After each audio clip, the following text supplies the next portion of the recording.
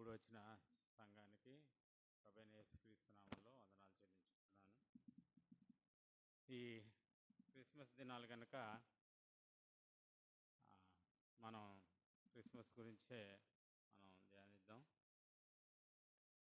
ఆ వాక్యంలోకి వెళ్ళే ముందు కొన్ని విషయాలు నేను మాట్లాడతాను. ఈ మధ్యకాలంలో మీరు గమనిస్తే క్రిస్మస్ మీద చాలా అటాక్ జరుగుతుంది. మీకు అందరికి తెలిసే ఉంటుంది. క్రీస్తు విరోధుల నుంచి క్రిస్మస్ మీద అటాక్ అంటే అది ఎప్పటి నుంచో జరుగుతుంది. కానీ ఈ మధ్య సంఘాల్లో కూడా భిన్నాభిప్రాయాలు క్రిస్మస్ గురించి కొన్ని సంవత్సరాలుగా జరుగుతుంది, కానీ ఇప్పుడు మరీ ఎక్కువగా అది పెరుగుతూ వచ్చిందనమాట. మా వేరే సంఘం వాళ్ళు కూడా మీరు క్రిస్మస్ చేస్తారా అని ఎక్కువగా ప్రశ్నలు అడుగుతున్నారు బయటికి వెళ్ళినప్పుడు. క్రిస్మస్ చేయటం అంటే వారు ఏమనుకుంటున్నారో నాకు తెలియదు. కానీ క్రిస్మస్ అనే పదం ఇప్పుడు మనం దానికి ఏ పదం పెట్టుకున్నా క్రీస్తు ఈ లోకానికి వచ్చి ఆయన ఇక్కడ జన్మించడాన్ని ఆ ఈవెంట్ని మనం జ్ఞాపకం చేసుకుంటూ, ఆ పేరైతే బహుశా క్యాథలిక్సే పెట్టుంటారు. ఎందుకంటే క్రైస్ట్ ప్లస్ మాస్, మాస్ అనే వర్డ్ మనం ఉపయోగించాం. మనం ఆరాధన వర్షిప్ అంటాం. మాస్ అంటే వర్షిప్ క్యాథలిక్స్ ప్రకారం ఏంటంటే దివ్య బలి పూజ అని, దివ్య పూజ అని వాళ్ళు మాట్లాడుతూ ఉంటారు. ఎవరు పెట్టినా కానీ పేరుతో మనకేమో అంత ఇంపార్టెంట్ ఏం కాదు. అలాగే అందులో క్రైస్ట్ ఉన్నాడు కాబట్టి మనకి అది ముఖ్యం. తర్వాత మాస్ పెట్టారు, వర్షిప్ పెట్టారు అని తర్వాత సంగతి. అయితే ఈ మధ్య పోస్టులు కూడా వస్తున్నాయి. బైబిల్లో ఎక్కడైనా ఉందా క్రిస్మస్ అనే పదం ఉందా?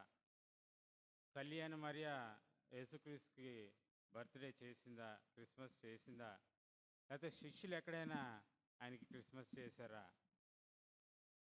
ఇంకొంతమంది అయితే మరీ ముందుకు వెళ్ళి మిస్కోట్ చేస్తున్నారు వాక్యాన్ని. ఎలాగంటే గలతీ పత్రిక 1:8 ఏమైనా ఉంటుందంటే, మేము బోధించిన సువార్త కాక మరి ఒక సువార్తను ఎవరన్నా మేము కానీ దేవదూతలైన కానీ తీసుకొస్తే వారు శాపగ్రస్తులు అని చెప్పబడింది. కాబట్టి అపోస్తులైన పౌలు ఎక్కడా రాయలేదు క్రిస్మస్ గురించి, అన్ని పత్రికలు రాసిన ఆయన. అలాగే శిష్యులు కూడా ఎక్కడ క్రిస్మస్ గురించి ఆ పదం పలకలేదు, ప్రకటించలేదు. కాబట్టి శిష్యులు ప్రకటించినది మీరు ప్రకటిస్తే మీరు శాపగ్రస్తులు అవుతారు అని ఈ విధంగా రకరకాలుగా పోస్టులు వస్తున్నాయి. అసలు క్రిస్మస్ చేసుకోవటం అంటే ఏంటి? మన విషయానికి వస్తే మనం ఏంటంటే ఆ సీజన్లో మనకు కొద్దిగా యాక్సెస్ ఉంటుంది, మనం కొద్దిగా స్టెప్ అప్ అవుతాం. ఇప్పుడు క్రిస్మస్ దినాల ఆ సీజన్లో మనం ఏం చేస్తామంటే ఏమీ చేయం, ఆయన ఆరాధిస్తాం, ప్లస్ ఆ సువార్త ప్రకటిస్తాం. చేయటం అంటే ఏదో ఫన్ లేకపోతే అలాంటిది మనం ఏం చేయం. కానీ ఏం చేస్తామంటే ఆ యాక్సెస్ ఎక్కువగా ఉంటుంది. అంటే ఎప్పుడు వెళ్ళలేని చోట్లకి వెళ్ళగలుగుతాం, ఎప్పుడు కలవలేని వారిని కలవగలుగుతాం. ఈవెన్ గవర్నమెంట్ కూడా ఇప్పుడు మనం ఏదైనా కరపత్రికలు కానీ ఏదన్నా గిఫ్ట్స్ కానీ పట్టుకుని ఏదైనా జైల్స్కి వెళ్ళాలంటే మిగతా రోజులు అలౌ చేయరు, కానీ క్రిస్మస్ సీజన్లో అలౌ చేస్తారు. అంటే ఈ సీజన్లో మనకి యాక్సెస్ ఉంటుంది కనుక మనం కొద్దిగా స్టెప్ అప్ అయ్యి మనం కొద్దిగా ఆయన్ని ప్రకటించడానికి ముందుకు వెళ్తాం. అంతే క్రిస్మస్ చేసుకోవటం అంటే మన ఉద్దేశంలో. ఈ హైందవులు కూడా చాలామంది వేరే విశ్వాసులు కూడా అడుగుతూ ఉంటారు, సార్ పండగ బాగా చేసుకున్నారంటారు, ఇంకా మొదలు పెడతారు ఈ క్రిస్మస్ అయిన వెంటనే. నేను వాళ్ళతో ఎప్పుడు ఒకటి చెప్తా ఉంటాను, పండగ చేసుకోవటం ఏంటి? ప్రభువైన యేసుక్రీస్తు లోకానికి వచ్చినప్పుడు దాన్ని క్రిస్మస్ అన్నారు. ఎప్పుడైతే ప్రభువైన యేసుక్రీస్తు నా హృదయంలోకి వచ్చారో, నా హృదయంలో జన్మించారో అప్పుడే నాకు క్రిస్మస్. ఆయన నా హృదయంలో ఉన్నారు కాబట్టి నాకు రోజు క్రిస్మస్, రోజు పండగ అని చెప్తూ ఉంటాం వాళ్ళు. కాబట్టి క్రిస్మస్ విషయంలో మనం ఎక్కువగా పోస్టులే చూసి ఆందోళన చెందాల్సిన అవసరం లేదు. అయితే వాక్య భాగంలోకి మనం వెళ్దాం. ఈ క్రిస్మస్ గురించి, క్రీస్తు పుట్టుక గురించి మనకి ఇద్దరు సువార్థికులు మనకి వాళ్ళ అకౌంట్స్ అంటే వాళ్ళు డిస్క్రిప్షన్స్ ఇచ్చారు ఆ విషయం గురించి. ఒకటి మత్తయ్య, 2 మార్కు. వీళ్ళిద్దరికి డిఫరెన్స్ ఏంటంటే మత్తయ్య ఎవరితో మాట్లాడుతున్నాడు, ఎప్పుడైనా రైటర్స్ రాసినప్పుడు అప్పుడు ఇమ్మీడియట్ ఆడియన్స్ ఎవరు, తర్వాత సర్వలోకానికి సర్వకాలానికి సంబంధించి వాక్యం, అందుకని వాక్యం శక్తి గలది. కానీ వాళ్ళకి తెలియదు, వాళ్ళు ఇప్పుడున్న మనకి రాయలేరు వాళ్ళు, కానీ పరిశుద్ధాత్మ ప్రేరణతో వాళ్ళు రాశారు కాబట్టి ఆ వాక్యము ఇప్పుడు కూడా ఇప్పుడున్న వారికి తర్వాత వచ్చేవారు కూడా సంబంధించింది అవుతుంది. కాబట్టి ఆయన ఇమీడియట్గా ఎంఫసిస్ చేసి, ఎవరికి ఎంఫసిస్ చేసి రాస్తున్నాడంటే మత్తయ్య యూదుల్ని ఎంఫసిస్, ఎందుకంటే యూదులు పితరులు, ముఖ్యమైన పితరులు ఆయన స్టార్ట్ చేసినప్పుడు ఎవరు? అబ్రహాము, దావీదు మెన్షన్ చేస్తూ ఆయన దాన్ని డిస్క్రిప్షన్ ఇవ్వటం జరుగుతుంది. అంతేకాదు యూదులకే, ఎందుకంటే ఎంఫసిస్ చేస్తున్నాడానికి మనకేంటంటే అడుగు అడుగున ఆ సందర్భాన్ని ఒక కన్యక గర్భవతి అవుతుంది అని ప్రవక్త చెప్పాడు. ఎవరు? యెషయా ప్రవక్త. తర్వాత బెత్లెహేములో పుడతాడు ఆయన, ఎవరు చెప్పారు? మీకా ప్రవక్త 5:2. తర్వాత ఈ చిన్నపిల్లల్ని చంపమని చెప్పినప్పుడు రామాలో అంగలార్పు అని ఎవరు చెప్పారు? ఇర్మియా ప్రవక్త చెప్పాడు అని చెప్పేసి ప్రవక్తలు చెప్పిన వాటిని వారిని జ్ఞాపకం చేస్తూ, అంటే ఎందుకంటే వారికి లేఖనాలు తెలుసు కాబట్టి ఆ విషయాలు జ్ఞాపకం చేస్తూ వారికి ఈ విషయాలు చెప్పడం జరుగుతుంది. అదే లూకా అయితే, లూకా గారి అకౌంట్ మనం చూద్దాం ఒకసారి. లూకా సువార్త మనం ధ్యానించిపోయే పాఠ్యభాగము లూకా సువార్త 2వ అధ్యాయము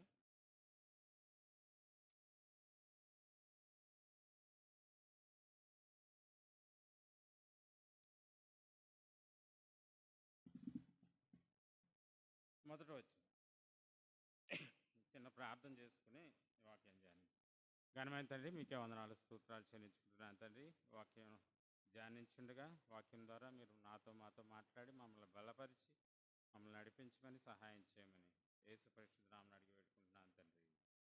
ఆమేన్. ఆ దినములలో అని స్టార్ట్ చేస్తున్నాడు లూకా. మనం ఏదన్నా ఒక స్టోరీ, ఇది రియల్ స్టోరీ స్టార్ట్ చేసేటప్పుడు ఎవరన్నా ఏమంటారు? వన్స్ అపాన్ ఏ టైం కదా, లేకపోతే అనగనగా ఒక రోజు. అంటే ఈ స్టోరీని అలా స్టార్ట్ చేయడానికి ఇది ఫెయిరీ టేల్ కాదు, ఇట్స్ ఏ రియల్ స్టోరీ. అందుకని ఈ లూకా ఆయన అకౌంట్ ఎలా స్టార్ట్ చేస్తాడంటే, ఆ దినములలో సర్వలోకమునకు ప్రజాసంఖ్య రాయవలనని కైసరు ఔగుస్తు వలన ఆజ్ఞ ఆయను. ఇది కురేనియు సిరియా దేశమునకు అధిపతి ఉన్నప్పుడు జరిగిన మొదటి ప్రజాసంఖ్య. ఇక్కడ మనం చూస్తే ఇక్కడ ఇద్దరు వ్యక్తులు ఉన్నారు, కైసరు ఔగుస్తు, తర్వాత క్యురేనియస్. అయితే లూకా గారి ఉద్దేశం ఏంటంటే ఆయన రియల్ హిస్టరీ, అంటే real people in real places, అంటే ఇక్కడ సిరియా అలాగే రోమా సామ్రాజ్యం మెన్షన్ చేయబడింది. అంటే real people in real places in real history. అంటే ఆ రియల్ హిస్టరీ తోటి ప్రభువైన యేసుక్రీస్తు యొక్క జననాన్ని స్క్వేరప్ చేస్తూ, దాన్ని లింక్ చేస్తూ ఆయన మాట్లాడటం జరుగుతుంది. అంటే ఇది నిజమైన రియల్ స్టోరీ. అంటే యేసు ప్రభు నిజంగా ఈ లోకంలో జన్మించారు అని ఇక్కడ లూకా గారు ఆ హిస్టరీని మెన్షన్ చేస్తూ ఆయన అకౌంట్ ఇవ్వటం జరుగుతుంది. అదేవిధంగా ఇక్కడ చూస్తే కైసరు ఔగుస్తు, ఈయనెవరు? అసలు కైసరు ఔగుస్తు అనేది ఆయన పేరు కాదు, ఎందుకంటే ఆయన ముందు జూలియస్ సీజర్ ఉన్నాడు, ఆయన తర్వాత ఈయన, అంటే సీజర్ అనేది ఆ తర్వాత టైబేరియస్ సీజర్ వస్తాడు ఈయన తర్వాత, అంటే సీజర్ అనేది కంటిన్యూ అవుతుంది. ఔగుస్తు అనేది కూడా అది టైటిల్ అన్నమాట. అసలు ఈయన పేరు ఏంటంటే గైస్ ఆక్టేవియస్, అంటే ఆక్టేవియన్ అని కూడా అంటారు ఈయన. కానీ ఔగుస్తు అని ఎందుకు పెట్టారంటే అది రోమన్ సెనేట్ ఇచ్చిన టైటిల్ అనమాట. అంటే ఔగుస్తు అంటే అర్థం ఏంటంటే సుప్రీం అని, సబ్లైమ్ అని, మెజెస్టిక్ వన్ అని, హానర్డ్ వన్ అని, ఘనత వహించిన వాడని, పూజనీయుడని అర్థం.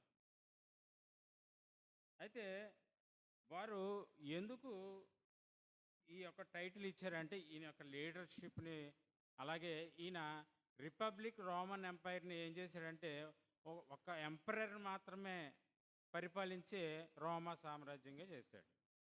రిపబ్లిక్ అంటే మనందరికీ తెలుసు, India is a republic country. అంటే ఏ బిల్లు పాస్ అవ్వాలన్నా పార్లమెంట్ అని లేకపోతే సెనేట్ ఏదో ఒకటి ఉంటాయన్నమాట. అంటే వాళ్ళు అక్కడ పాస్ అయితేనే, అంటే ఒక్క పర్సన్ వల్ల ఏమీ జరగదు. అది రిపబ్లిక్ అంటే.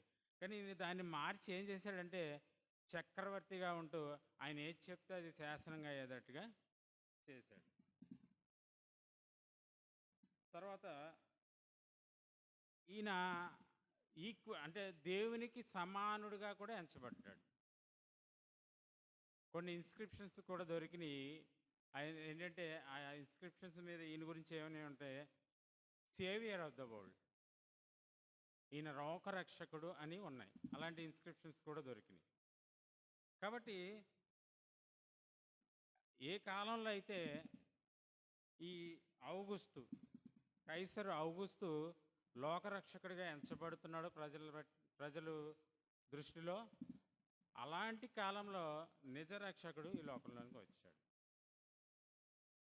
ఆ టైమింగ్ అంటే ప్రభువైన యేసుక్రీస్తు లోకంకి వచ్చిన టైమింగ్ మనం చూస్తే, అప్పట్లో రోమన్ సివిలైజేషన్ ఉంది, ఈజిప్షియన్ సివిలైజేషన్ ఉంది ముందు, అందులో చాలామంది దేవుళ్ళు ఉన్నారు. తర్వాత అస్సీరియన్ సూపర్ పవర్ ఆ టైంలో వరల్డ్లో వాళ్ళు ఉన్నారు.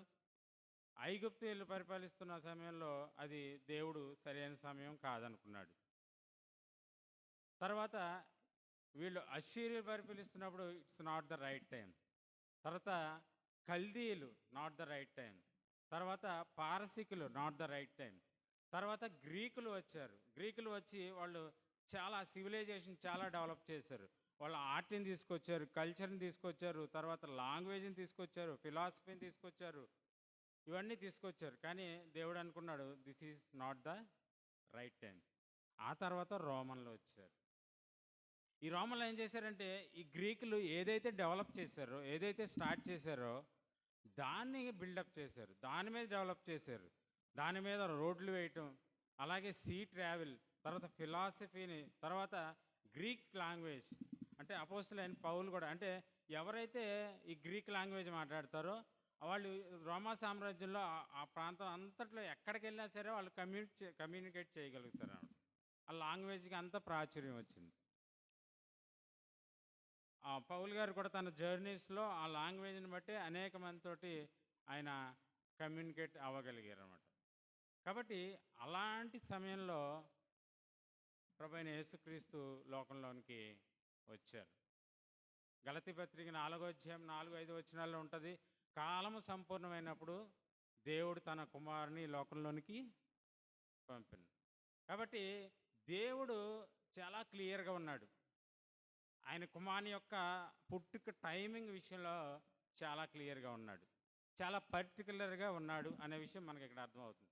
కాబట్టి మన హృదయాల్లో కూడా, మన జీవితాల్లో కూడా మనం దీన్ని బట్టి అన్వయించుకునేది ఏంటంటే, మన జీవితాల్లో జరిగే ఆ ఈవెంట్స్లో కూడా దేవుడు పట్టించుకుంటాడు, దేవుడు చూసుకుంటాడు.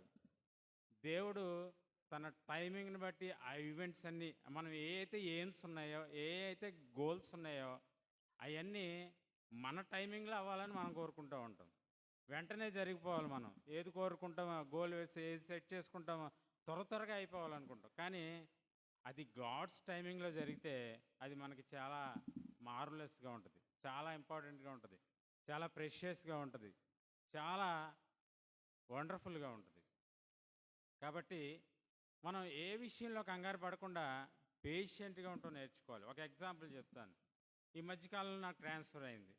నేను ఏలూరులో చేస్తున్నప్పుడు నాకు హెల్ప్ చేయడానికి కొంతమందిని ఇస్తారన్నమాట. వాళ్ళు ఏలూరులో ఉన్నప్పుడు వాళ్ళు నా దగ్గర పనిచేశారు. ఏలూరు నుంచి నేను బాపట్ల వెళ్ళినప్పుడు నాకు విజయవాడ నుంచి ఒక బ్యాచ్ని ఇచ్చారు. ఆ బ్యాచ్ ఏలూరు బ్యాచ్ కంటే కొద్దిగా ఫాస్ట్, అంటే ఏలూరు అంతా మ్యారీడ్ పీపుల్ అనమాట, కొద్దిగా స్లో.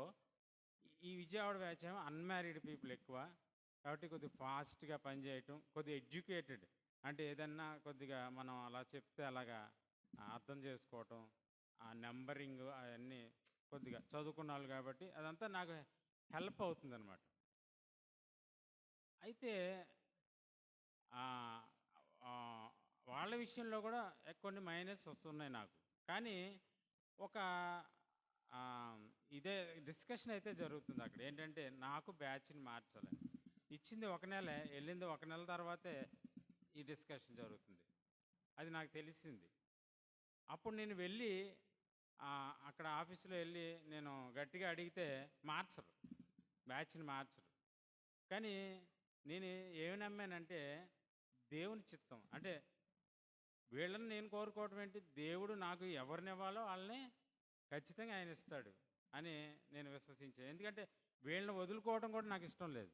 ఎందుకంటే బాగా పనిచేస్తున్నారు కాబట్టి. అంటే బెటర్ దెన్ ముందు ఉన్న వాళ్ళకన్నా. కానీ నేను వెయిట్ చేయటం వల్ల ఏమైందంటే ఇంకో బ్యాచ్‌ని ఇచ్చారు. ఈ బ్యాచ్ ఏమైందంటే వీళ్ళల్లో ఏదైతే మైనసెస్ ఉన్నాయో అవి మొత్తం కవర్ అయినాయి ఇప్పుడున్న బ్యాచ్. అంటే నేను ఎందుకు ఎగ్జాంపుల్ చెప్తున్నానంటే ఎప్పుడైతే మనం మన టైమింగ్లో మన కోరిక ప్రకారం మన ఇష్ట ప్రకారం అర్జెంటుగా అది కావాలని కోరుకుని దాని గురించి అనేకమైన అడ్డదారుల్లో వెళ్ళి అనేక మందిని రికమెండేషను లేకపోతే అనేక మంది రకరకాల లంచం ఇచ్చి లేకపోతే రకరకాలుగా చేసే బదులు ఆయన టైమింగ్లో ఆ ఈవెంట్స్ జరగటానికి మనం కనుక పేషెంట్గా వెయిట్ చేస్తే ఖచ్చితంగా అవి ఇంకా బెటర్గా ఉంటాయి. మనం ఏమైతే ఊహిస్తున్నామో దానికంటే బెటర్గా ఉంటాయి. ఈ విషయం మనం జ్ఞాపకం చేసుకోవాలి. అలాగే ఇక్కడ మొదటి వచనంలో చూస్తే ఆ దినములలో సర్వలోకమునకు ప్రజాసంఖ్య రాయవలనని కైసరు ఔగుస్తు ఆజ్ఞ ఆయను. ఇక్కడ మీరు గమనిస్తే రిజిస్టర్ చేసుకోమన్నారు. ఎవరిని? సెన్సస్ తీయమన్నాడు ఈ ఈ కైసర్ ఔగుస్తు. ఎవరికి? గమనించండి, సర్వలోకానికి. సర్వలోకానికి జరిగిందా? జరగల. మన అందరికీ తెలుసు. జరిగిందా? జరగల. అంటే మొత్తం ప్రపంచం అంతా ఈ సెన్సస్లో పాల్గొన్నారా? లేదు లేదు. మరి ఈ సర్వలోకానికి ఏంటి? దీన్ని పట్టుకుని ఈ మధ్య మతోన్మాదులు అనండి, క్రీస్తు విరోధులు అనండి, ఎవరైనా దీన్ని దేనికి లింక్ చేస్తున్నారంటే మార్కు సువార్త 16-15కి లింక్ చేస్తున్నారు. అక్కడ ఏమనుంది? మీరు సర్వలోకానికి వెళ్ళి సర్వ సృష్టికి సువార్త ప్రకటించండి. మీరు ఎందుకు మా దేశానికి వచ్చారు? మాకెందుకు చెప్తున్నారు సువార్త అని వాళ్ళు ప్రశ్నిస్తూ వాళ్ళు ఏమన్నారంటే మా దేవుడు ఇలాగ సర్వలోకానికి వెళ్ళి నేను ప్రకటించమన్నాడు అని మనం చెప్పినప్పుడు మరి ఇక్కడ సర్వలోకం అంటే ఇక్కడ జరగలేదు కదా, దీన్ని అక్కడ చెప్పి సర్వలోకం అంటే అందరూ కాదు అక్కడ ఉన్నవారే.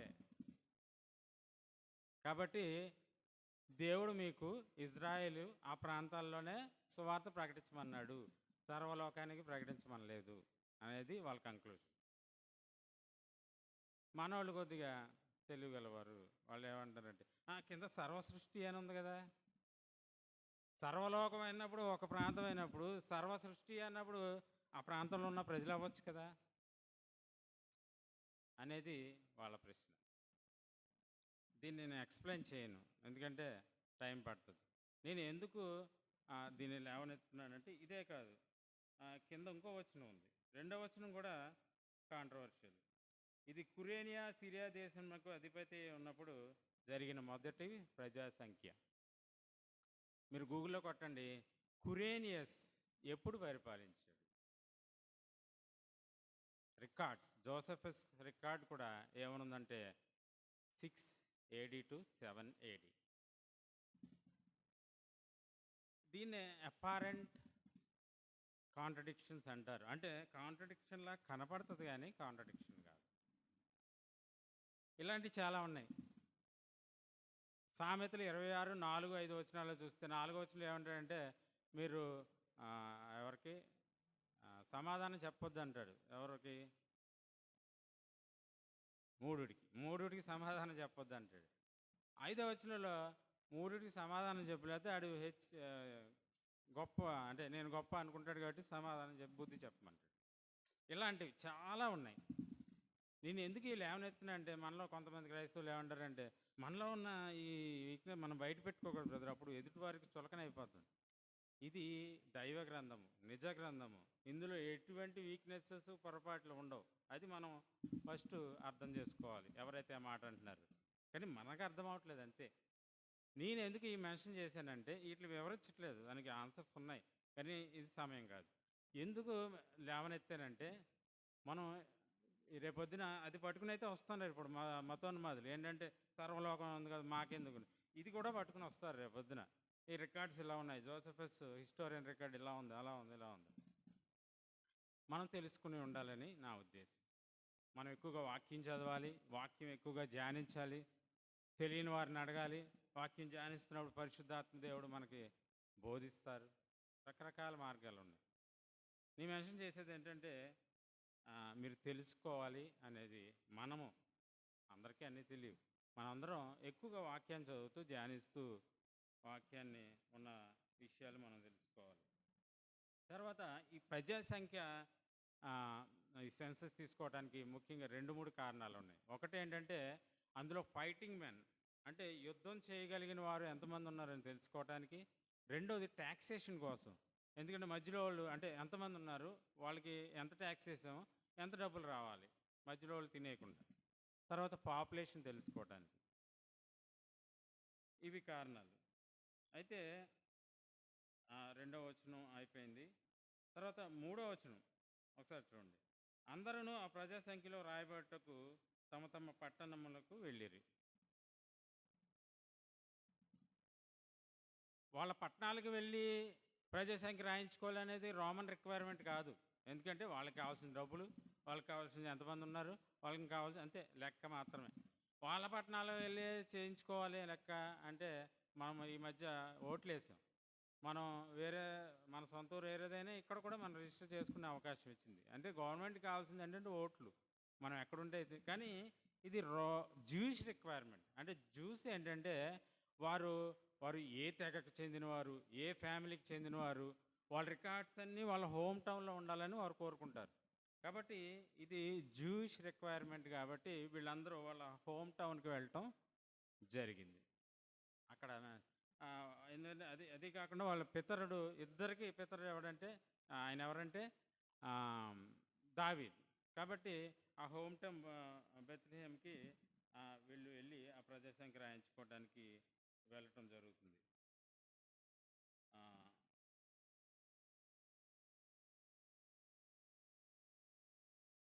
4వ వచనం.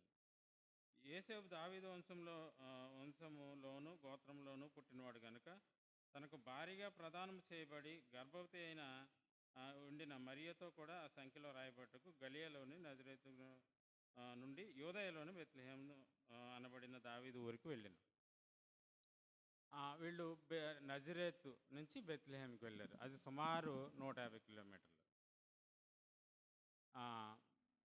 ఇక్కడ కింద కూడా ఏమైనా ఉంటుందంటే సత్రములో వారికి స్థలం లేనందున అనే విషయం కూడా ఉంటుంది.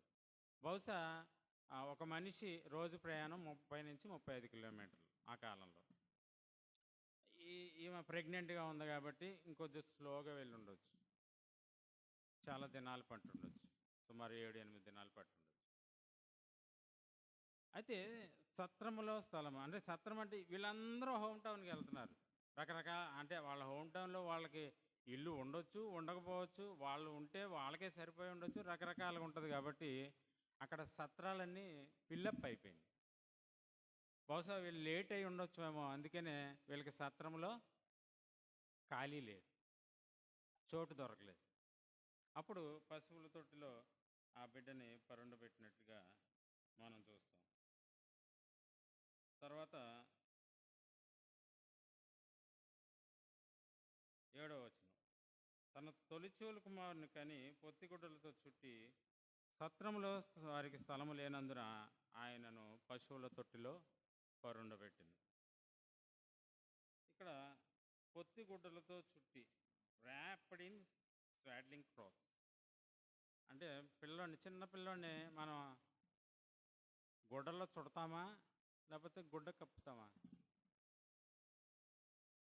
చుడతామా? ప్యాకింగ్ కదా అది వాడేది. ర్యాప్ చేయటం అంటే ప్యాకింగ్ కోసం ర్యాప్ చేస్తారు. ఇక్కడ అదే ఉంది.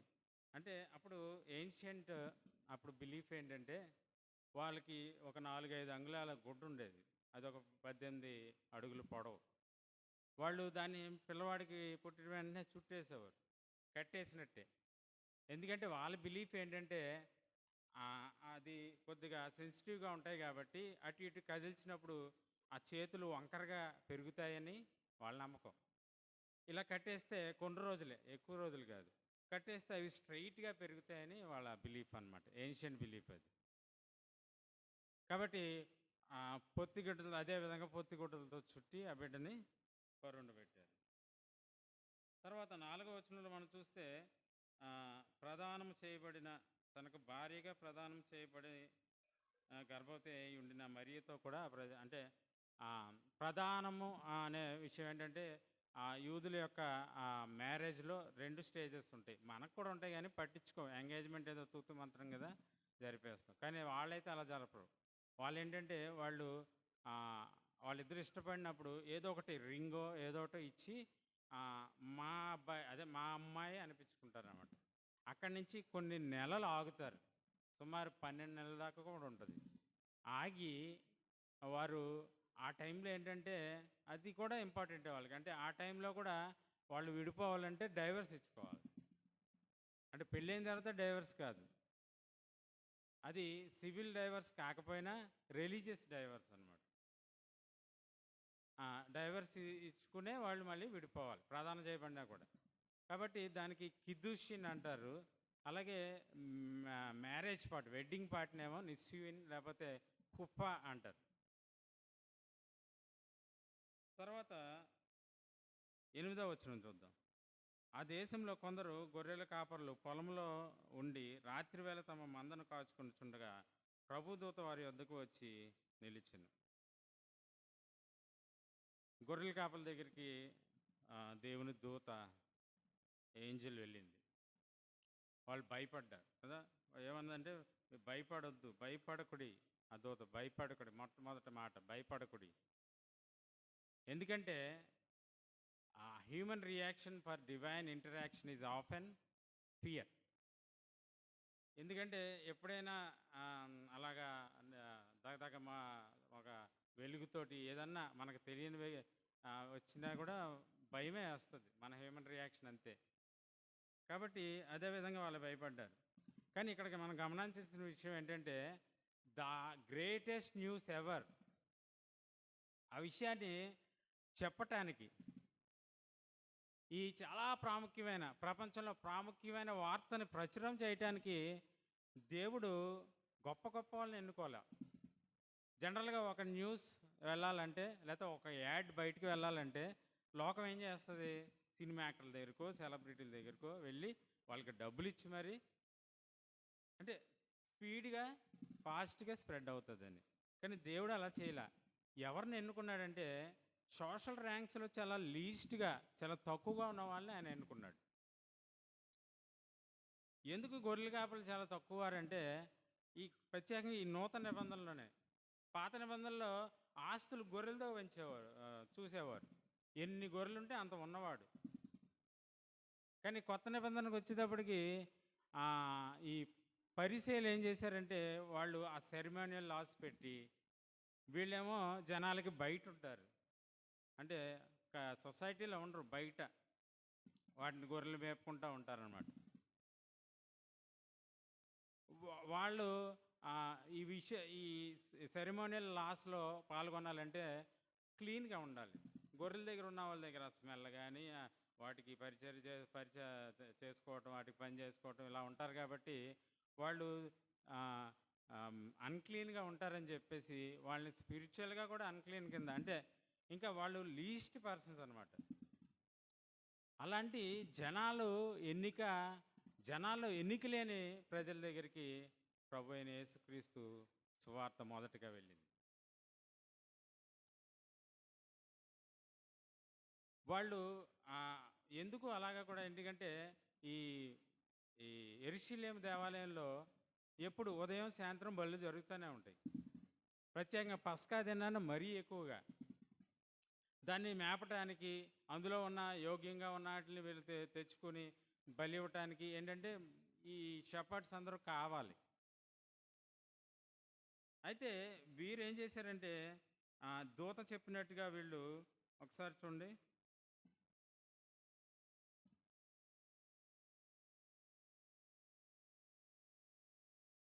ఆ 15వ వచనం. జరిగిన ఈ కార్యమును ప్రభువు మనకు తెలియజేయించి ఉన్నాడు. మనము బెత్లెహేం వరకు వెళ్ళి సూతము రెండని ఒకరినొకడు చెప్పుకునేది. ఎప్పుడు గొర్రెలు చూసేవాళ్ళు నిజమైన దేవుని గొర్రె పిల్లలను చూడటానికి బయలుదేరారు. ఈ దేవుని గొర్రె పిల్ల వచ్చిన తర్వాత వీళ్ళకు కూడా విడుదల కలుగుతుంది. ఎందుకంటే ఇక బలులు అవసరంలా. అంటే ఈ గొర్రెపిల్ల వధింపబడిన తర్వాత ఇక బలులు స్టాప్. కాబట్టి వీళ్ళు అనేకమైన గొర్రెలను బలి ఇవ్వటానికి వీళ్ళు ఆ చాకిరిలో ఉండటానికి వీళ్ళకు కూడా ప్రభు అయిన యేసుక్రీస్తు యొక్క పుట్టుక విడుదల దయచేస్తుంది. మరి ఒక ఇంపార్టెంట్ థింగ్ ఏంటంటే Jesus Christ is the lamb of God, only lamb of God. ఎందుకంటే ఆయన గొర్రె పిల్లగా, దేవుని గొర్రె పిల్లగా. యోహాన్ అంటాడు, లోక పాపములు మోసుకొని పోయి దేవుని గొర్రె పిల్ల. దేవుని గొర్రె పిల్లగా ఈ లోకానికి వచ్చి తను తాను అర్పించుకుని ప్రజలందరి కోసం తన ప్రాణాన్ని అర్పించడానికి a ransom for many, to give his life a ransom for many, ఆయన ఈ లోకానికి వచ్చారు. మార్క్స్ వార్త 10వ అధ్యాయము 45వ వచనంలో మనం చూడవచ్చు. విమోచన క్రయధనముగా ఆయన తను తాను అర్పించుకోవటానికి ఈ లోకానికి వచ్చారు. అదేవిధంగా 13, 14 వచనాలు కూడా చూద్దాం మనం. వెంటనే పరలోక సైన్య సమూహం ఆ దూతతో కూడా నుండి సర్వోన్నతమైన స్థలముల్లో దేవునికి మహిమయు ఆయనకిష్టులైన మనుష్యులకు భూమి మీద సమాధానం కలుగునుగా కానీ దేవునికి స్తోత్రం చేయుచుండెను. ఏంజల్స్ సింగింగ్ మనం ఇక్కడ చూస్తాం. మనం పాడాం, దూత పాట పాడుడి, రక్షకుని స్తుతించుడి. ఏంజల్స్ అందరూ కలిసి పాడిన సందర్భాలు రెండే ఉన్నాయి. యోబు గ్రంథం 38:7లో నేను భూమికి మూలరాయి వేసినప్పుడు నీవు ఎక్కడున్నావని యోబుని ప్రశ్నించినప్పుడు అక్కడ సందర్భంలో దూతల సమూహం అందరూ కలిసి దేవుని స్తుతించినట్లుగా మనం చూస్తాం. అది బిఫోర్ కస్, అంటే బిఫోర్ ఫాల్. తర్వాత గొర్రెపిల్ల ఆ గ్రంథాన్ని విప్పుటకు ఎవరు యోగ్యుడా అనేసి యోహాను భక్తుడు బాధపడుతున్నప్పుడు గొర్రెపిల్ల ప్రభు అయిన యేసుక్రీస్తు వచ్చి ఆ గ్రంథాన్ని విప్పినప్పుడు కూడా, అంటే ఆఫ్టర్ కస్, అంటే ఆఫ్టర్ రిమూవింగ్ ద కస్ కూడా దూతలందరూ పాడినట్టుగా చూస్తాం. మధ్య మధ్యలో శరాపులు నిత్యము గాన ప్రతిగానాలు చేస్తున్నాయని యెషయా 6:3లో చెప్పారు. తర్వాత అదంతా ఒక గ్రూప్ ఆఫ్ పీపుల్, కానీ అందరూ కలిసి దేవునికి దూతలు పాడారంటే అది ఆ సందర్భాలు రెండు మనకు కనిపిస్తాయి బైబిల్లో. వీటన్నిటి విషయాల్లో మనం చూస్తే ఒకవేళ దూతలు కనుక ఇప్పుడు మన మధ్యలో ఉంటే మన విషయంలో చాలా బాధపడతారు. ఎందుకంటే పాటలు పాడుతున్నప్పుడు, ఆరాధన చేస్తున్నప్పుడు మన రెస్పాన్స్ ఏంటంటే సైలెన్స్. ఒకవేళ ఇక్కడ డిస్ప్లే చేయకపోతే కనీసం ఎప్పుడు మనం ఫోన్లోనే ఉంటాం. పొద్దున్న లెగితే ఫోన్లో ఉంటాం. ఫోన్లో ఆ పాటని టైప్ చేసుకుని పాడే ఓపిక అంటారా, టైం అంటారా, లేకపోతే నిర్లక్ష్యం అంటారా మనకు లేదు. At the same time worship కూడా గమనిస్తే మనం విమోచించబడ్డాం. మన విమోచకుడి గురించి మనం ఆరాధన చేయమా? ఆయనకి స్తోత్ర గీతాలు పాడమా? ఎప్పుడు వాళ్ళే.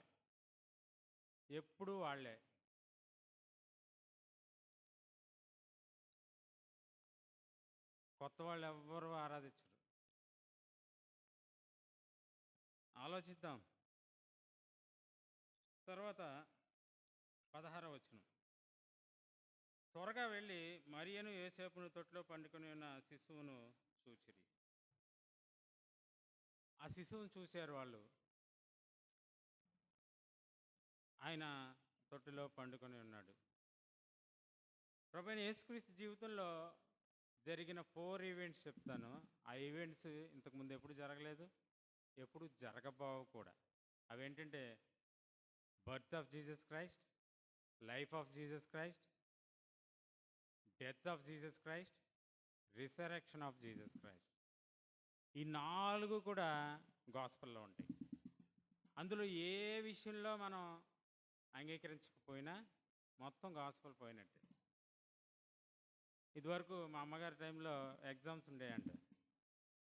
ఒక ఎగ్జామ్ 6 ఎగ్జామ్స్ ఉన్నాయనుకోండి, 6 పేపర్లు, 6 సబ్జెక్టులు. ఒక సబ్జెక్ట్ తప్పితే మళ్ళీ మొత్తం రాయాలంట. అదే గుర్తొచ్చింది నాకు. ఈ 4 విషయాల్లో ఏ విషయంలోనా మనం సందేహపడితే ఖచ్చితంగా గాస్పల్ మనం అంగీకరించినట్టే.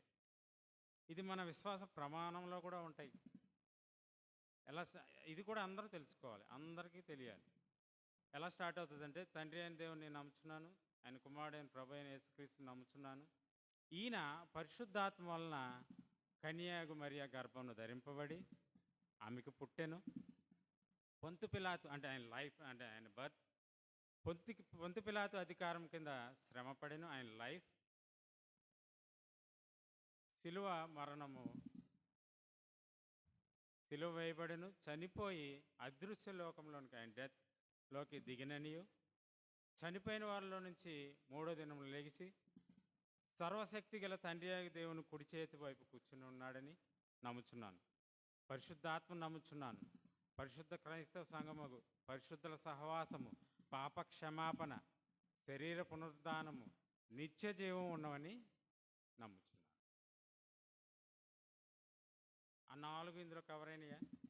కాబట్టి విశ్వాస ప్రమాణం కూడా ఎప్పుడూ మనం గుర్తుపెట్టుకుంటూ ఉండాలి, జ్ఞాపకం చేసుకుంటూ ఉండాలి.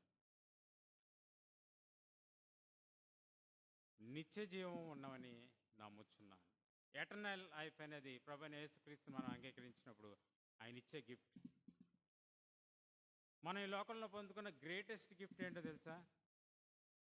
తండ్రి అయిన దేవుడు మనకిచ్చిన గిఫ్ట్ ఏంటంటే ఆయన్నే. ఇదే క్రిస్మస్. క్రిస్మస్ మీన్స్ అంటే the greatest gift of God, Jesus Christ అని మనం నిర్వచనం చెప్పుకోవచ్చు. అయితే ఇక్కడున్న వీళ్ళు కూడా, గొర్రెల కాపర్లు కూడా ఆ బహుమానం పొందుకున్నారు కదా. పొందుకుని వీళ్ళు ఏం చేశారు? 17వ వచనం చూడండి. వారు చూచి ఈ శిశువుని గురించి తమతో చెప్పబడిన మాటలు ప్రచురము చేసిరి. మనం కూడా గ్రేటెస్ట్ గిఫ్ట్ని పొందుకున్నాం, ప్రభువైన యేసుక్రీస్తుని పొందుకున్నాం బహుమానముగా. కానీ ఈ సంవత్సరం అంతట్లో నీ ద్వారా యేసుక్రీస్తుని, ఆ గిఫ్ట్ని పొందుకున్న వ్యక్తిని ఒక్క పేరు చెప్పగలమా? Think about it. ఆలోచిద్దాం. ఒక మంచి నిర్ణయం తీసుకుందాం. ఈ క్రిస్మస్ సీజన్లో నేను కనీసం ఒక్క వ్యక్తికైనా గాస్పల్ చెప్తాను, ప్రభు అయిన యేసుక్రీస్తుని పరిచయం చేస్తాను, ఒక్కరికైనా గిఫ్ట్ దొరికేటట్లుగా నేను ప్రయత్నం చేస్తాను అని ఒక నిర్ణయం తీసుకుందాం. మనలో ఉన్న పరిశుద్ధాత్మ దేవుడు మనం సువార్త ప్రకటించడానికి మనం ఇష్టపడితే మనకి సహాయం చేస్తాడు. The power of gospel will change any life in this world, will transform any life in this world. సువార్త శక్తి ఎటువంటి జీవితాన్నైనా కాపాడగలదు, చేంజ్ చేయగలదు, ట్రాన్స్ఫార్మ్ చేయగలదు. ఎందుకంటే ఈ సువార్త ద్వారా అనేకమైన దొంగలు, వ్యభిచారులు, తర్వాత మర్డరర్స్, నరహత్య చేసిన వారు ఎంతోమంది మారారు. కాబట్టి మనం ఆ సువార్త ప్రకటించాలి అని క్రిస్మస్ సీజనే కాకుండా ముందు దినాల్లో కూడా ప్రకటించాలని ఒక నిర్ణయం తీసుకుందాం. తర్వాత 16వ మళ్ళీ ఆయన బర్త్ దగ్గరికి వెళ్దాం. వారు త్వరగా వెళ్ళి మరియను యోసేపును తొట్టులో పండుకొని ఆ శిశువును చూచిరి. What is significant about Christ's birth? అంత ప్రాముఖ్యత ఏంటి, అంత విశేషం ఏంటి క్రీస్తు పుట్టుకలో అని మనం చూస్తే, హిస్ బర్త్ ఈజ్ యునీక్. ఆయన నీలా నాలా జన్మించలేదు, ఒక పురుషునికి, మానవునికి జన్మించిన వ్యక్తి కాదు. లోకసువార్త 1వ అధ్యాయం 34, 35 వచనాల్లో మనకు ఉంటుంది, ఆయన పరిశుద్ధాత్మ వల్ల జన్మించాడు.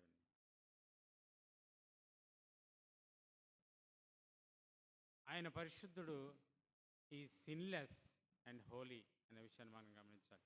రెండవదిగా ఏంటంటే, దావీదు భక్తుడు అంటాడు, నా తల్లి గర్భంలో నువ్వు నిర్మించిన దినము నేను జ్ఞాపకం చేసుకుంటున్నాను అంటాడు. మనం ఎక్కడ స్టార్ట్ అయ్యేది అంటే తల్లి గర్భంలో స్టార్ట్ అయ్యాం, కానీ మరీ గర్భంలో ఈయన స్టార్ట్ అవ్వలా. ఈయన బిగినింగ్ అది కాదు. కొంతమంది అడుగుతూ ఉంటారు యేసు ప్రభు గురించి గొప్పగా చెప్తూ ఉంటే వాళ్ళు ఏమంటారంటే అమాయకంగా తెలియనట్లుగా యేసు ప్రభు ఎప్పుడు పుట్టాడండి అంటారు. మన ఆన్సర్ ఏంటంటే ఆబ్వియస్గా 2000 సంవత్సరాల క్రితం అని. అంటే అంతకుముందు మనుషులు లేరా అని వాళ్ళ ఉద్దేశం అన్నమాట. ప్రకటన గ్రంథం 1వ అధ్యాయము 8వ వచనం, తర్వాత చివరి అధ్యాయం 22 13వ వచనంలో ఏమని ఉంటుందంటే ఆయన ఆల్ఫాయు ఒమేగా, మొదటివాడు కడపటివాడు, ఆది అంతమునై ఉన్నవాడు. యోహాను సువార్తలో కూడా యోహాను భక్తుడు అంటాడు, ఆది యందు వాక్యం ఉండెను, ఆ వాక్యము దేవుని యొద్ద ఉండెను, ఆ వాక్యం దేవుడే ఉండెను. ఆయన లేకుండా కలిగినది ఏది ఆయన లేకుండా కలగలేదు. He is before everything. కలిగినది ఏది ఆయన లేకుండా కలగలేదు. అపోస్తలుడైన పౌలు కూడా కొలస్సీ పత్రికలో ఆయన గురించి అద్భుతంగా వివరిస్తాడండి. అది కొలస్సీ పత్రిక మీరు తర్వాత చదువుకోండి. 1వ అధ్యాయము 14వ వచనం నుంచి 20వ వచనం దాకా. అది ఆయన సంభూతుడు, ఆది సంభూతుడు అని తర్వాత ఆయన వివరణ అక్కడ మనం చూస్తాం. చాలా అద్భుతంగా ఈ ఈ పశువుల తొట్టులో ఉన్న ఈ క్రీస్తు గురించి ఆయన వివరించడం జరుగుతుంది. కొంతమంది ఏమంటారంటే ఇది మీ బైబిల్లో అలాగా మీ దేవుడి గురించి గొప్పగా రాసుకున్నారండి, మా గ్రంథాల్లో మా దేవుడి గురించి గొప్పగా ఉంటాయండి అని. ఈ మధ్య కేఆర్టీవీకి వెళ్ళి మా పాస్టర్ గారు కూడా ఏమంటారంటే మీ దేవుడు మీకు గొప్ప, మా దేవుడు మాకు గొప్ప. అది సత్యం కాదు. మీ దేవుడేంటి మా దేవుడేంటి? అక్కడ సత్యం చెప్పాలంటే ఏం చెప్పాలంటే మీ దేవుడు మా దేవుడు ఉండడు బాబు, అందరికీ ఒకటే దేవుడు, ఆయనే ప్రభు అయిన యేసుక్రీస్తు అని చెప్తే అది సత్యం. ఒకవేళ ఈ దినాన నీవు కూడా అలాంటి ఆలోచనలు ఉన్నట్లయితే నువ్వు డెఫినెట్గా ఆ సత్యాన్ని మిస్ అయిపోతావు. ఒకవేళ నువ్వు ఈయన ఎవరు, హూ ఈస్ హీ, ఈ తొట్టిలో ఉన్న ఆయన ఎవరు, ఈ క్రిస్మస్లో జన్మించిన ఈ వ్యక్తి ఆయన యేసుక్రీస్తు ఎవరు అని తెలుసుకోవాలనుకుంటే మత్తయి సువార్త 7:7-8 వచనాల్లో వెదుకుడి మీకు దొరుకును. ఖచ్చితంగా మీరు ఎవరో తెలుసుకోవాలనుకుంటే ఆయన ఖచ్చితంగా మీకు దొరుకుతాడు. ఆయన ఎవరో మనకు అర్థమైనప్పుడు ఆ కొలసీ పత్రిక మీరు చదువుకోండి. మనకు అర్థమైనప్పుడు మన ఇమ్మీడియట్ రెస్పాన్స్ ఏంటంటే మన తలల వంచి ఆయన్ని స్తుతించడం, ఆయన ఆరాధించడం చేస్తాం. అదే పని ఇక్కడ జ్ఞానులు చేశారు. వాళ్ళకి ఆయన ఎవరో అర్థమైనప్పుడు మనం మత్తయి సువార్త 2వ అధ్యాయం 10-11 వచనాల్లో చూస్తాం. వారు సాగిలపడి ఆయనకి స్తోత్రము చేసిరి. కాబట్టి క్రిస్మస్ అంటే ఇంకో నిర్వచనం ఏంటంటే God in human flesh. God in human flesh. మానవ ఆకారంలో ఆ దేవాతి దేవుడు భూమి మీదకి రావటమే క్రిస్మస్. ఇది చాలామందికి అర్థమైపో ఉండొచ్చు, ఎందుకంటే అంత గొప్ప దేవుడు ఏంటి, నిన్న చెప్పారుగా గ్యాప్ ఎక్కువ. Infinite God finite human being అవ్వటం ఏంటి అనేది అది పెద్ద ఇదివరకు నుంచి అప్పటి నుంచి ఎర్లీ టైం నుంచి కూడా అది పెద్ద మిస్టరీగా కొంతమందికి ఉంది. కానీ దేవుని కృపను బట్టి మనకైతే అర్థమైంది. కానీ కొంతమంది అర్థం అవ్వక ఆ మిస్అండర్స్టాండింగ్లో, ల్యాక్ ఆఫ్ అండర్స్టాండింగ్లో తప్పుడు బోధలు, హెరెసీస్ వచ్చినాయి. అందులో ఒకటి ఏంటంటే డోసటిజం. డోసటిస్ అంటే వాళ్ళు ఏమి నమ్ముతారంటే ఆయన నిజంగా మానవ శరీరంలో భూమి మీదకి రాలేదు, అలాగా మానవ శరీరంగా ఉన్నట్లుగా కనిపించాడు. He seem to be human, he appeared to be human అని అంటారు. ఇలాంటి వాళ్ళ గురించి యోహాను భక్తుడు మనం 1 యోహాను పత్రిక మనం ధ్యానించాం. ఏమనంటే 4వ అధ్యాయం 2-3 వచనాల్లో ఎవరైతే ప్రభు అయిన యేసుక్రీస్తు శరీరధారిగా భూమి మీదకి వచ్చారని ఏ ఆత్మ అయితే నమ్ముతుందో ఆత్మ దేవుని సంబంధమైనది, ఏ ఆత్మ అయితే నమ్మదో ఆత్మ దేవుని సంబంధమైనది కాదు. క్లియర్. ఇలాంటి వారిని ఎవరైతే యేసు ప్రభుని త్రోసిపుచ్చేవారిని, వారికి విరోధులుగా తయారైన వారిని చూస్తే ఇదివరకు కోపం వచ్చేది, ఇప్పుడు జాలేస్తుంది. ఎందుకంటే వాళ్ళు గొప్ప రియాలిటీని మిస్ అయిపోతున్నారు. ఆయన భూమి మీద జన్మించాడు అనేది రియాలిటీ. ఆయన మనుషుల మధ్య సంచరించాడు, జీవించాడు అనేది రియాలిటీ. ఆయన శిలువ మరణం పొందాడు అనేది రియాలిటీ. ఆయన మూడో దినం లెగిశాడు అనేది రియాలిటీ. ఆయన తండ్రి కుడి పార్శ్వన కూర్చున్నాడు అనేది రియాలిటీ. ఇన్ని రియాలిటీల మధ్యలో నువ్వు ఇంకా ఆయన నాకు అర్థం అవ్వలేదు అని ఆయన అంగీకరించినట్లయితే, I'm sorry friends, this is eternal truth and you are in danger of eternal death. నువ్వు నిత్య నరకము అనే ప్రమాదంలో ఉన్నావు. ఎందుకంటే he's the only hope of eternal life. కాబట్టి ఆలోచించు, what this Christmas means to you. ఈ క్రిస్మస్ నీ హృదయాల్లో అర్థం ఏంటి? క్రిస్మస్ అంటే అర్థం ఏంటి? క్రిస్మస్ అంటే ఫన్ కాదు, క్రిస్మస్ అంటే ప్యాకేజెస్ కాదు, క్రిస్మసెస్ అంటే డ్యాన్సెస్ కాదు, క్రిస్మసెస్ అంటే పిండి వంటలు మనవాళ్ళు కదా ఇచ్చిపుచ్చుకోవడం కాదు. క్రిస్మసెస్ అంటే క్లీన్లీనెస్, అంటే కొంతమంది క్రిస్మస్ ఏంటంటే బూజు దులుపుకోవడం సంవత్సరం. Christmas is about God, Christmas is about Jesus, Christmas is about cross, Christmas is about resurrection, Christmas is about hope, Christmas is about assurance, నిశ్చయత. కొంతమంది ఏమంటారంటే, బ్రదరు ఎందుకు బ్రదరు డెత్ గురించి, క్రాస్ గురించి ఎంతో ఆనందంగా క్రిస్మస్ జరుపుకుంటే ఇప్పుడు ఎందుకు ఆ విషయాలు? ఒకటి తెలుసా, unless Christ dies for our sins to pay the డెప్ట్ in full as an atonement for our sins, Christmas is meaningless. ఆయన విమోచన క్రయధనముగా తన ప్రాణాన్ని అర్పించకపోతే క్రిస్మస్లో మీనింగే లేదు. ఎందుకంటే ఆయన వచ్చింది అందుకు, తండ్రి అయిన దేవుడు ఆయన భూమిలోకానికే పంపించింది అందుకు. జగద్భుత్పత్తి మొదలుకొని వధింపబడుతున్న దేవుని గొర్రెపిల్ల, రెవల్యూషన్ 13:8. కాబట్టి ఈ క్రిస్మస్ గాస్పల్ అంటే ఆయన, మనం అక్కడ ఇంతకుముందు 4 ఈవెంట్స్ చూసుకున్నాం కదా, ఆ 4 ఆయన పుట్టుక, జీవితము, మరణము, పునరుద్ధానం. ఇందాక బ్రదర్ చెప్పారు, ఆయన పుట్టుకను గురించి మాట్లాడుకుంటున్నప్పుడు ఆయన డెత్ గురించి మాట్లాడకపోతే అది గాస్పల్ అవ్వదు. అవి విడదీయలేనివి, వాటిని మనం వేరు చేయలేం, వేరు చేసి మాట్లాడలేం. క్రిస్మస్ కదా అని చెప్పేసి బర్త్ గురించే మాట్లాడితే అది గాస్పల్ అవ్వదు.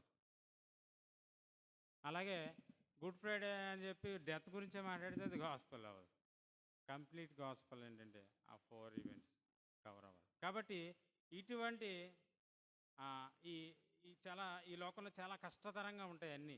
అంటే ఏదన్నా ముఖ్యమైనది మనం సంపాదించుకోవాలంటే చాలా తెలివి కావాలి, చాలా కష్టం. కానీ God did not intended to make this gospel complicate.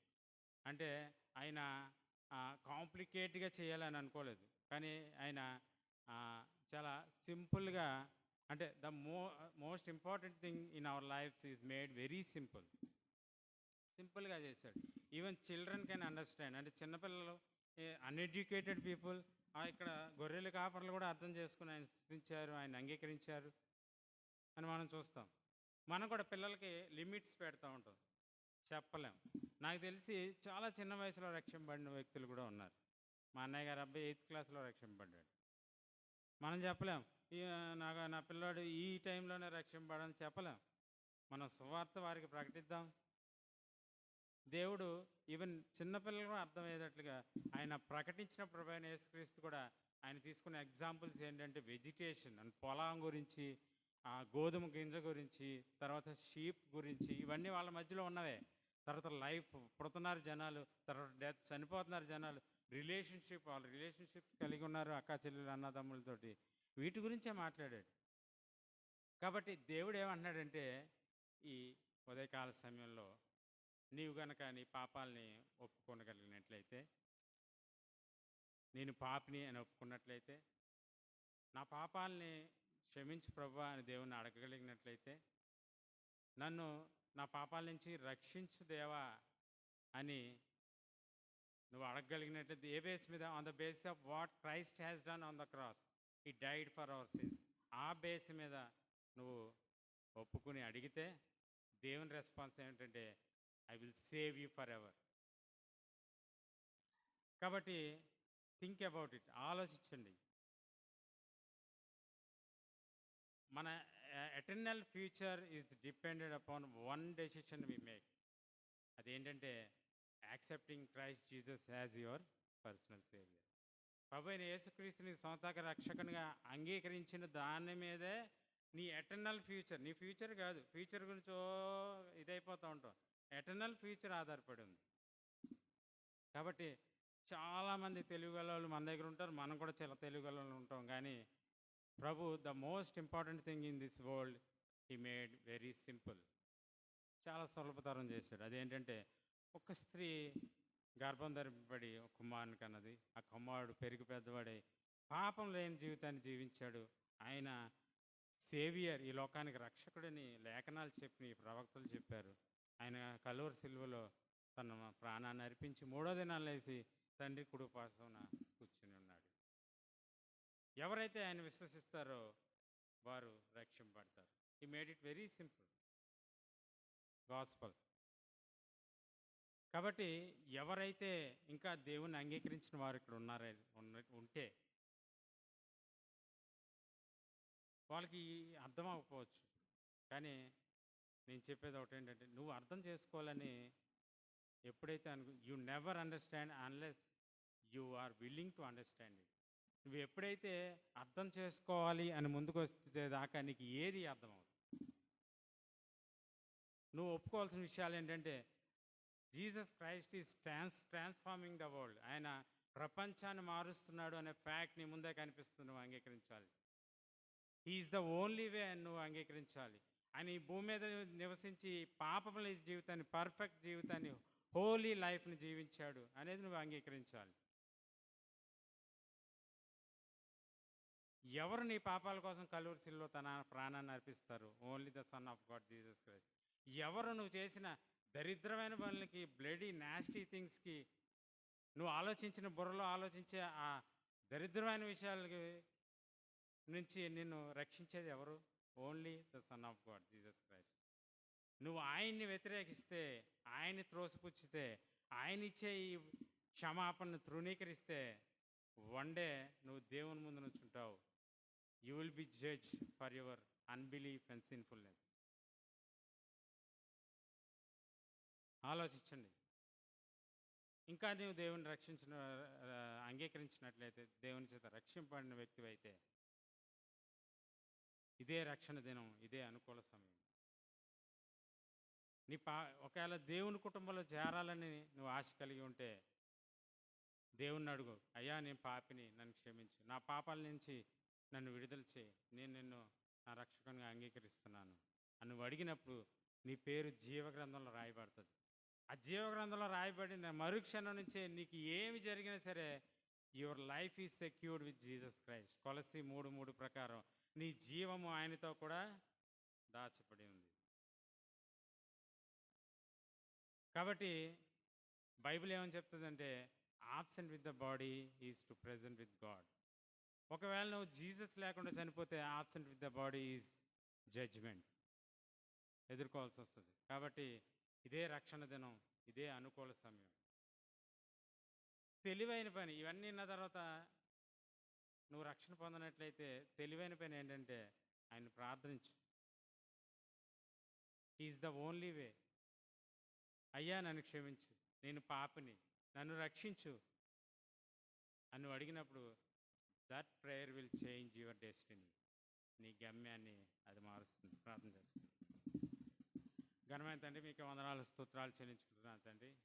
ఉదయకాలం సమయంలో తండ్రి మీ యొక్క ఆగమనాన్ని మేము జ్ఞాపకం చేసుకుంటూ, మీరు ఎందుకు వచ్చారు అనే విషయాన్ని జ్ఞాపకం చేసుకుని, మీరు మా హృదయాల్లో వెలిగించిన ఆ వెలుగుని మేము జ్ఞాపకం చేసుకుంటూ మిమ్మల్ని స్తుతించి ఆరాధించడానికి, వాక్యం ధ్యానించడానికి, అలాగే తండ్రి మేము సువార్త ఇక్కడి నుంచి ప్రకటించాలనే నిర్ణయం తీసుకోవటానికి, అదేవిధంగా తండ్రి సత్రములో మీకు స్థలం లేదు, కానీ అనేక మంది హృదయాల్లో కూడా ఇప్పుడు మీకు స్థలం లేదు.